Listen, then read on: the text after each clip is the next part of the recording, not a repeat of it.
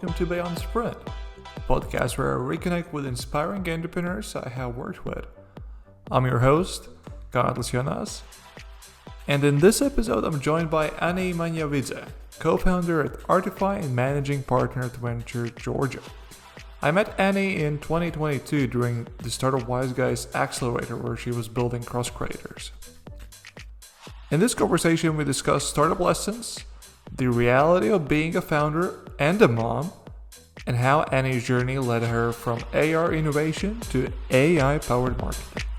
Let's get into it. So Ani, welcome to Beyond Sprint.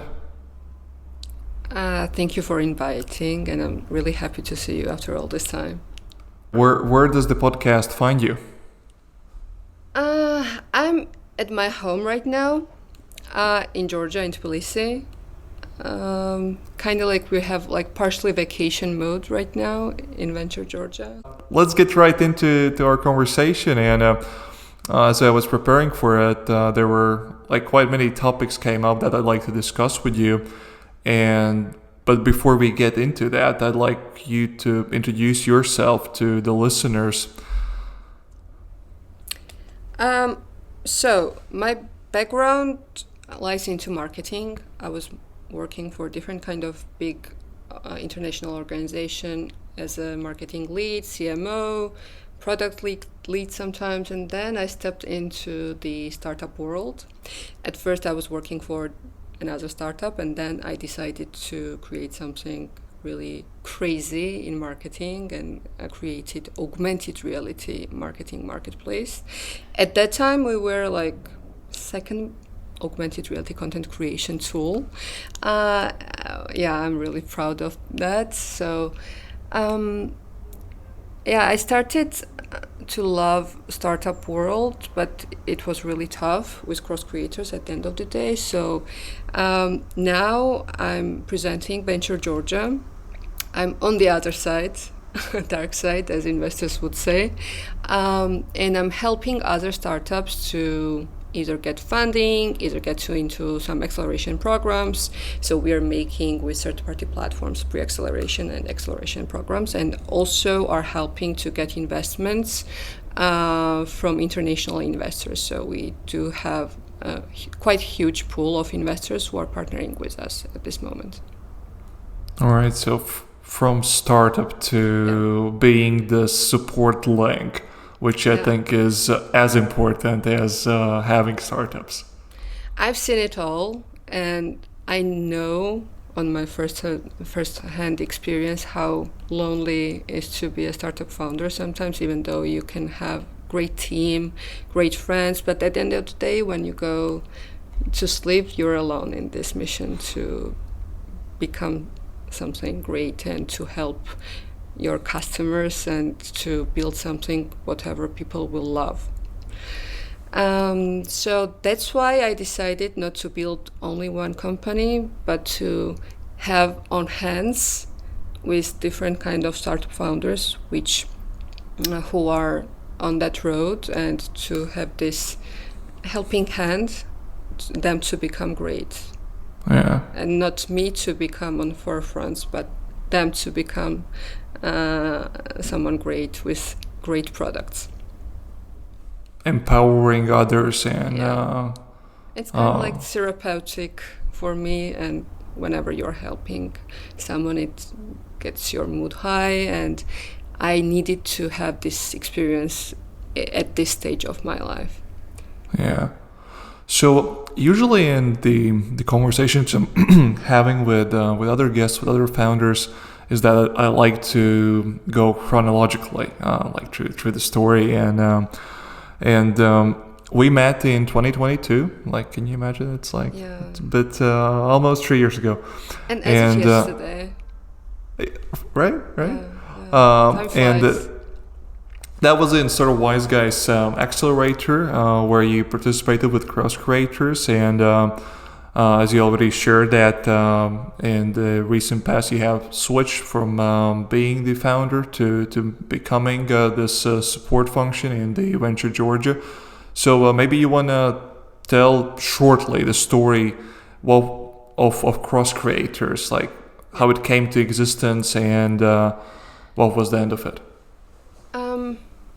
Yeah, I was in marketing like for more than 15 years, and each year marketing was becoming ineffective and boring. I didn't know till 2020, until the COVID kicked in, that there was usage of augmented reality in marketing, but only big brands were doing it.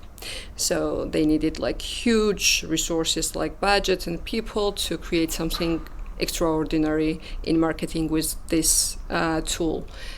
And that year I decided to learn augmented reality content creation myself. So at first I started creating filters, and then like when I saw that demand was growing from small and medium-sized businesses, but there was not such resources to find either creators, either developers who know how to do this augmented reality. So small, medium businesses were reaching out to you as a creator to buy not those the filters. creator, but the marketing. So I was really popular at the time in marketing ecosystem. So whenever this augmented reality became really popular and the thing that to go on, like everyone was asking for it. So I saw the demand, but I didn't have the opportunity to create everything myself, right? Yeah. So, and as I already was working in startup, I decided why not to do a marketplace at first. We had bigger vision to become like do-it-yourself tool and so on and so forth, but we started as a marketplace and we started pretty good. Like the growth was huge. The first 2 years, like we were feeling lucky. We also, besides the work we were putting in, because like we have not been doing paid marketing at all. We were doing marketing with augmented reality content, but without making them into ads. So our user base grew organically. Yeah. And that was the sign for us that we could become huge, but we were not that fast enough maybe to become that huge. But also at the end of the day, like augmented reality demand declined time by time. Like the first third-party platforms started to close the access to augmented reality for creators like Facebook, Spark AR, and then came out new popular stuff with artificial intelligence, so augmented reality popularity fell down. Yeah, and I think you will have the question like what was the main issue of the failure of the cross creators, and I think that it was too late for me to pivot already, because I was just clinging into that augmented reality should become a thing. And founders should understand that even though something is popular, it may decline. And I think that we were like 50 steps front of the ecosystem. So ecosystem was not ready. Technology was not there. So we were betting on glasses to become a thing. But yeah, here, right? They're pretty huge, heavy, not comfortable to use. So transition from mobile AR to glass AR didn't happen. So it didn't become mass product. And so that was your main bet, that the glasses will kick up because of Oculus, the Facebook investments, like Meta's investments, and then Apple didn't work out. After 1 year, they just closed they didn't open up for mass production. They were using only for developers. So yeah, we were early. That was the only one problem. If Cross Creators was created like maybe in 2030, it could blow up. It was really devastating for me to just to look in the eyes of the failure that Cross Creators is failing, because at the end of the day, whenever you're doing a startup, it's your baby. Yeah. And I acted like a mother, so I didn't want Cross Creators to kind of blow up.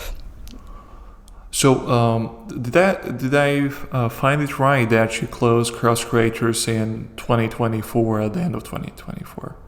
Yeah. Yeah. So that is also a time I know that you became a mom not only for a startup but you had your own kid. I became a mom in 2023. And at first, like, I thought it could be easy to be a mom and startup founder. And it was easy at first. I thought that it was easy, but at the end of the day, it pretty affected my mental health. Because, like, I don't know if you know the story, but whenever I delivered baby, in an hour I had investors calls. And this one sentence kind of like wrap ups my life while having baby and startup together. So there was no balance in work-life balance. There was not such a thing. I was working for 16 hours and it was crazy. You have to push, but not that much, I guess. Yeah. So I just overdosed on pushing. Okay, so with the baby and also with AR as a trend declining. So there you jumped into Venture Georgia. So how did that turn come around? So from the decline of cross creators to startup ecosystem in Georgia while still being a mom. So the thing is that while I was in cross creators, we won one USAID project, and I met there one lady, Ani Manjavidze, whose idea was to create new venture in Georgia, Venture Georgia, to help other startups privately outside of USAID. And we had quite good work relations with Katie, so whenever she found out the situation around cross creators, she introduced this idea to create this Venture Georgia together. So I gladly said yes to this opportunity, because like the only way to make successful startups around the world is also to be in startup ecosystem. So I really do not believe in those people who have not been in this ecosystem and just started to be investing in some startups. The empathy is really a crucial part in this venture. So I think it's really helping me to understand to whom, to where, how to talk, and how to approach startups even.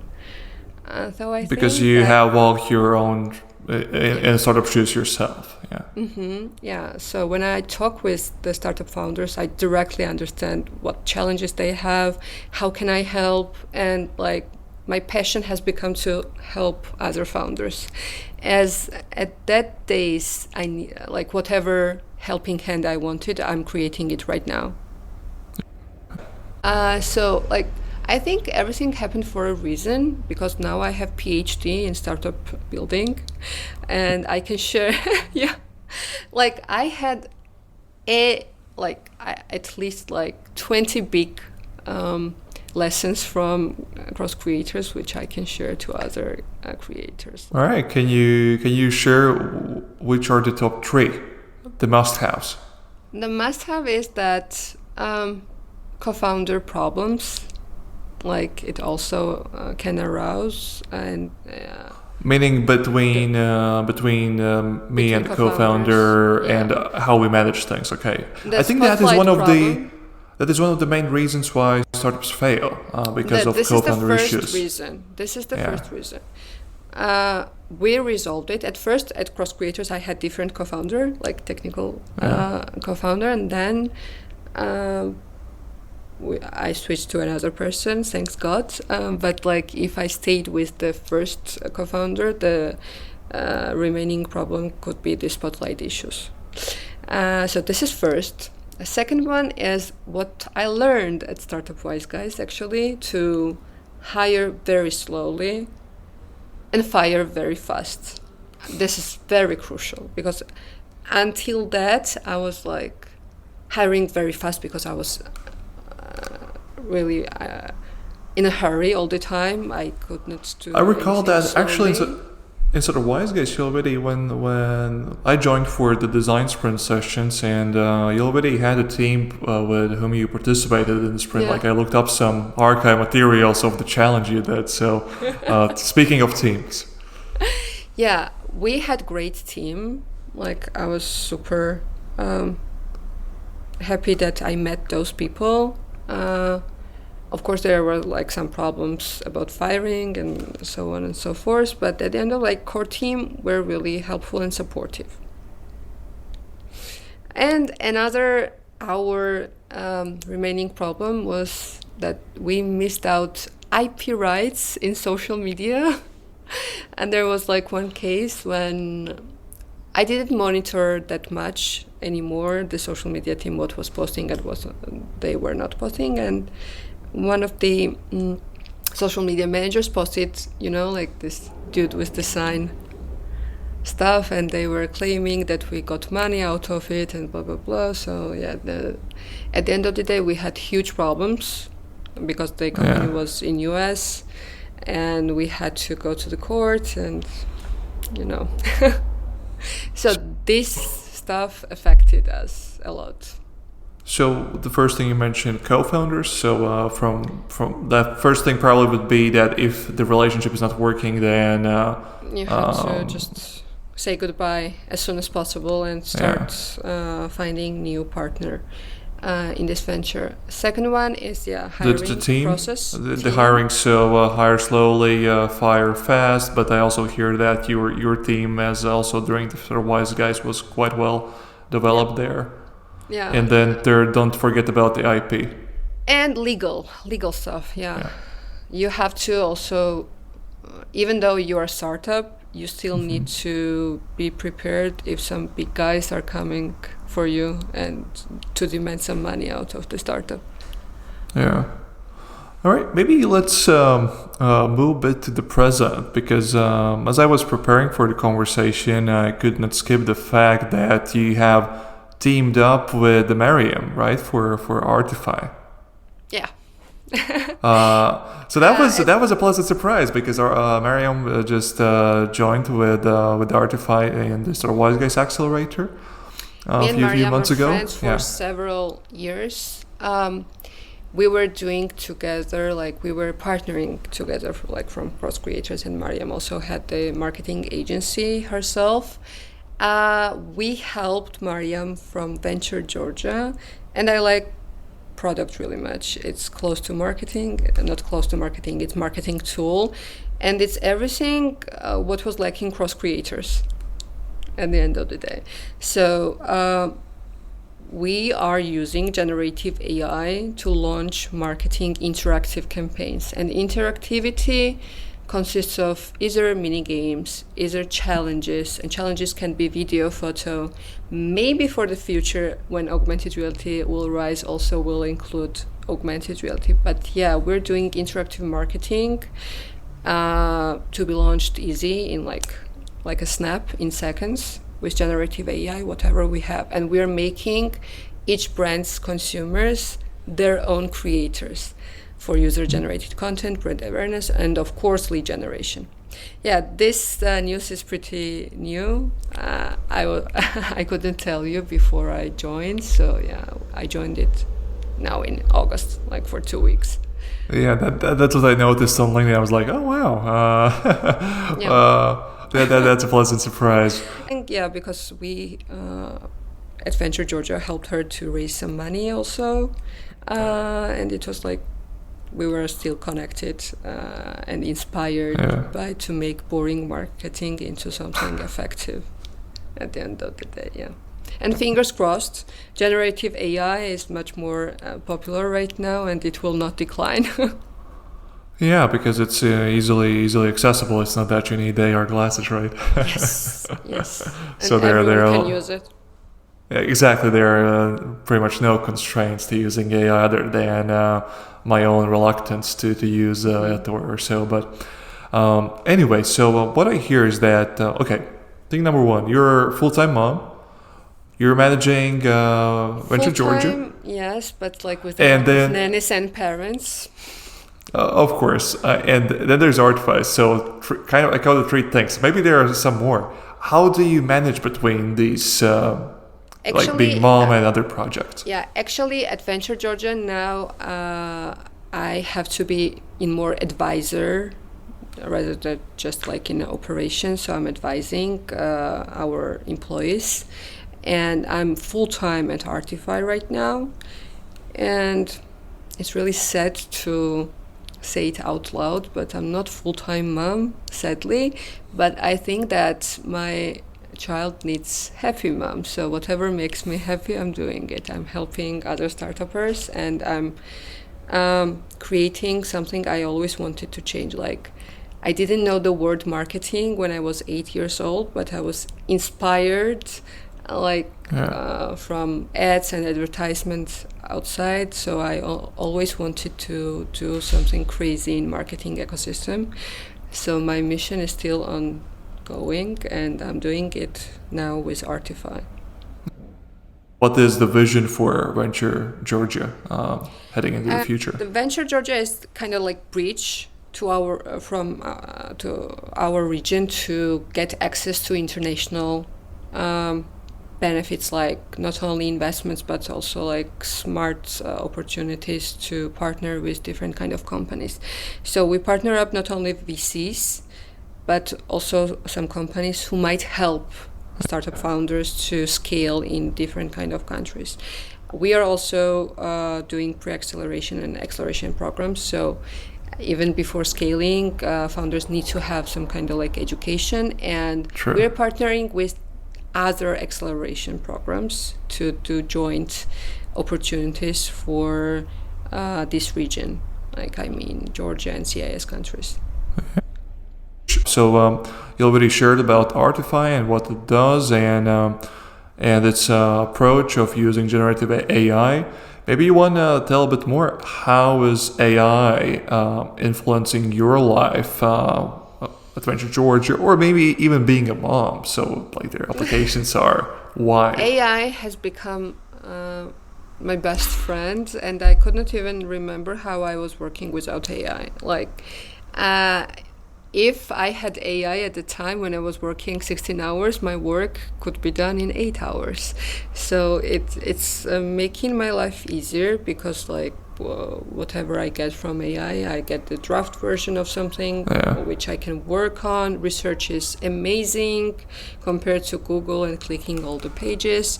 So it's a tool to make your work-life balance and in place, and also to make your work more effective. So instead of spending time on the tasks, whatever can be done like a snap, there is no point. I know some people who are against of AI and usage of AI in their work, but I don't understand, because whatever happens in technology advancements, we have to use it. That's the point of the technology advancements, not to be like we were, for example, in 19th century, right, or 20th century. We have to move on and adapt and analyze how we can use in our best interests. What is your favorite use case? Agents as well, daily tasks. Even I'm using it for marketing posts. So copywriting, I hear. Copywriting, research. Even I'm using AI agents for wrapping up all the threads for email, because not to read from the beginning what happened. To wrap up history, to plan sometimes, and to get some frameworks. Also, coding is really great. So whenever you do not have access to developers and you want something to insert on your website or something, you can create it yourself. Visuals, videos, Okay, anything. Pretty much your marketing all-in-one solution, like generative AI. I try to use whenever I want to save my time. But okay, I have one more final question. That this is the absolute final one. So you shared the ups and downs of your story, and that's a question I've developed recently. So if you had the chance to go back into the very beginnings of Cross Creators, what would be that message to yourself?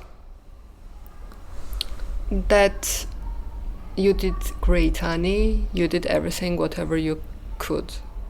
And I couldn't say this 4 years ago. I was always not happy with myself and like degrading whatever I was doing. But yeah, like we did great. Like in 3 months, we had more than 500 clients without any spend in marketing. It was crazy whatever we did, and I would say that it was not our team's fault whatever happened. Sometimes the timing is the greatest asset you can have, and ecosystem ready. Ecosystem wasn't ready yet, but it will be. So I'm still shouting out for augmented reality, and I still believe that it will become more than vitamin that it was in our case, and it will adopt to use as many people as possible, and not to be just like extension of marketing or extension of education or extension of something else. So yeah, I would say that you did great, not only to me but to the team, and I need to thank everyone who was working on Cross Creators, because the journey was the best what I had in my whole life, with ups and downs. I loved it. Kind of what I'm sensing here is, if I could translate it to other founders, perhaps what is it that I or any other can take away is that recognizing that in my past I've done the best thing I could at that moment with the resources and the situation present, right? Yeah. But also you have to do it just to recognize it.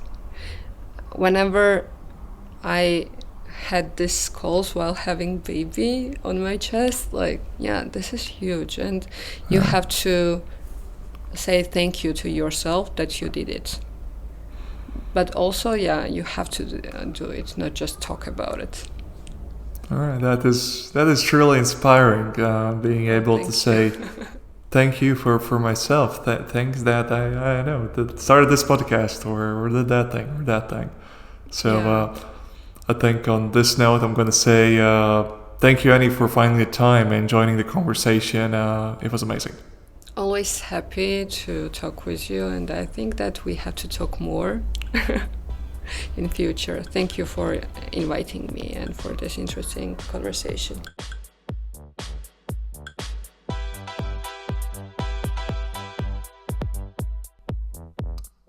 That wraps up my conversation with Ani.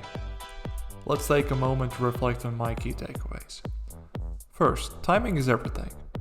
Even a great product can fail if the ecosystem isn't ready. Second, co-founder misalignment, fast hires, and ignored legal risks can quietly sink your startup. And finally, there's power in pivoting. You can still drive impact by supporting others. Thanks for listening. If you enjoyed this episode, follow Ani and check out ARtttify and Venture Georgia. And don't forget to subscribe to Beyond Sprint for more conversations with bold thinkers building the future. Till next time.